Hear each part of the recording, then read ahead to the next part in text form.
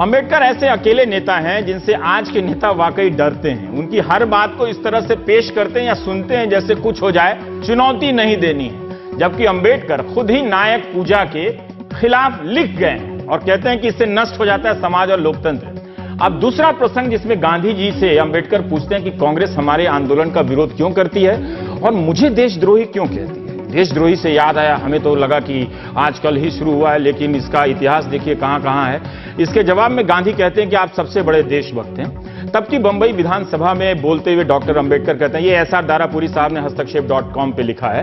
अंबेडकर कहते हैं कि मुझे अक्सर गलत समझा गया है। इसमें कोई संदेह नहीं होना चाहिए कि मैं अपने देश को प्यार करता हूं, लेकिन मैं इस देश के लोगों को यह भी साफ साफ बता देना चाहता हूं कि मेरी एक और निष्ठा भी है जिसके लिए मैं प्रतिबद्ध हूं। यह निष्ठा है अस्पृश्य समुदाय के प्रति जिसमें मैंने जन्म लिया है, और मैं इस सदन में पुरजोर कहना चाहता हूं कि जब कभी देश के हित और अस्पृश्यों के हित के बीच टकराव होगा तो मैं अस्पृश्यों के हित को तरजीह दूंगा। अगर कोई आतताई बहुमत देश के नाम पर बोलता है तो मैं उसका समर्थन नहीं करूंगा।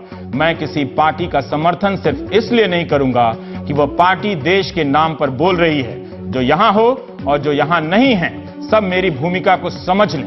मेरे अपने हित और देश के हित से टकराव होगा तो मैं देश हित को तरजीह दूंगा, लेकिन अगर देश के हित और दलित वर्गों के हित के साथ टकराव होगा तो मैं दलितों के हित को तरजीह दूंगा।